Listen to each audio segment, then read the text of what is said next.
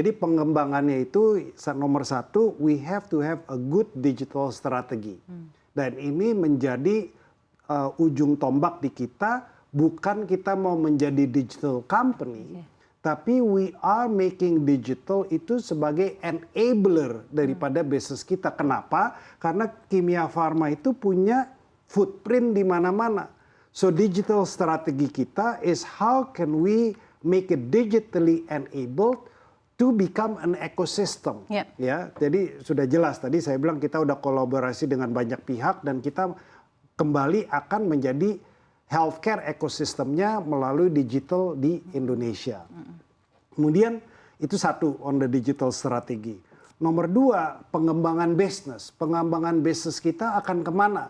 Nah, kita juga memiliki, kita satu-satunya industri farmasi di Indonesia yang memiliki bahan baku obat yang sangat ekstensif.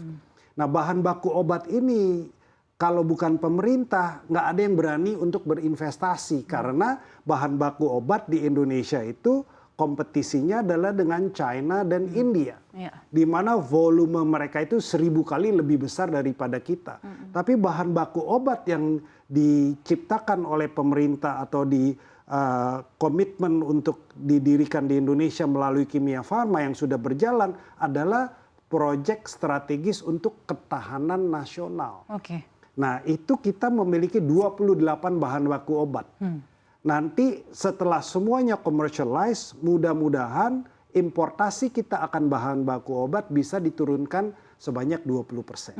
Jadi dari situ ya, Pak ya. Jadi hulunya di sana. Sekarang pengembangan produk kemana ya? Kita harus kalau dari obat kita tentunya mengkategorikan dengan disease yang matters. Jadi kita akan terus mengembangkan obat di bisnis-bisnis atau terapeutik yang seperti kardiovaskular,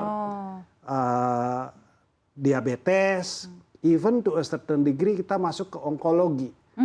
Tapi yang tidak kalah pentingnya selain terapeutik area adalah yang namanya OTC.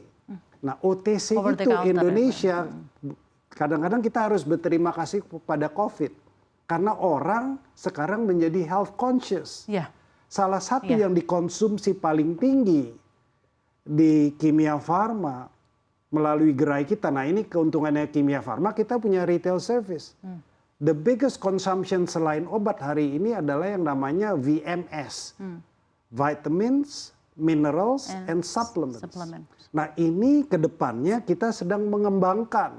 Karena penjualan vitamins, minerals, and supplement di Kimia Farma apotek saja, hari ini sudah berkisaran mendekati 1 triliun setahun. 2023 ini, Pak? Iya, mendekati. Januari sampai September. Yes. Jadi artinya ini adalah kita lihat nih, kenaikannya dahsyat. Jadi kita melihat bahwa kebutuhan untuk VMS di Indonesia sangat tinggi.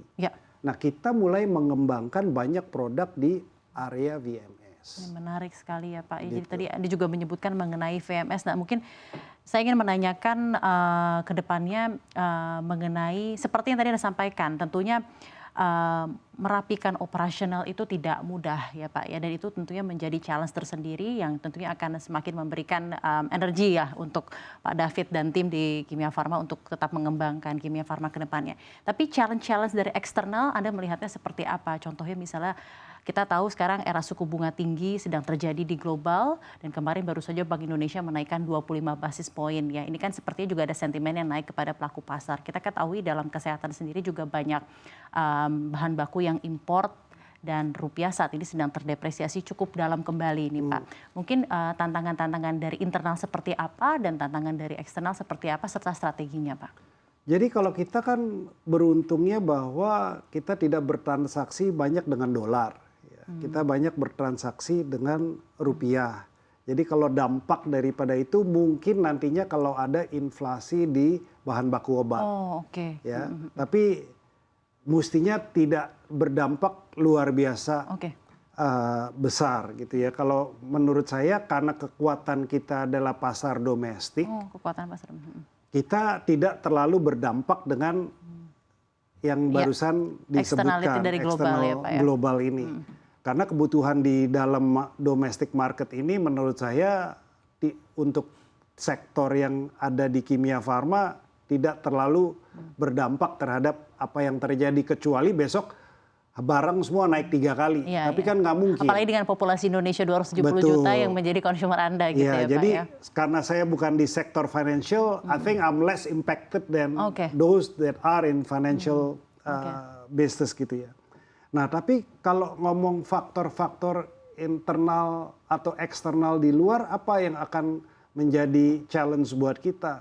Ya nomor satu, are we collaborating?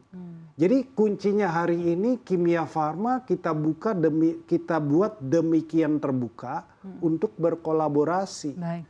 Kita berkolaborasi dengan mitra di India ada, kita berkolaborasi dengan mitra di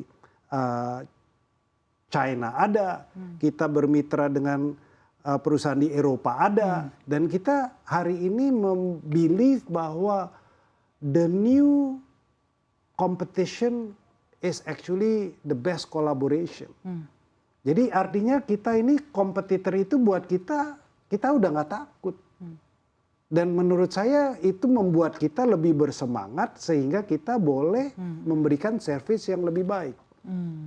Jadi mindsetnya itu ya Pak yang akan berusaha diterapkan sebagai strategi untuk mengatasi dan juga menghadapi challenge-challenge yang ada internally or externally ya Pak. Tentunya. Karena waktu saya diberikan amanah ini oleh Kementerian BUMN, pesannya dari Pak Erick Thohir melalui Kementerian BUMN sangat sederhana. Ya. Kimia farma harus menjadi garda terdepannya pelayanan kesehatan masyarakat Indonesia. Oke. Garda terdepan pelayanan kesehatan. Ya. That means a lot. That means really wide ya Pak ya, dalam hal ini ya. Service. Jadi memang ya satu standpoint dan key pointnya itu dari kimia farma dari hulu ke hilir.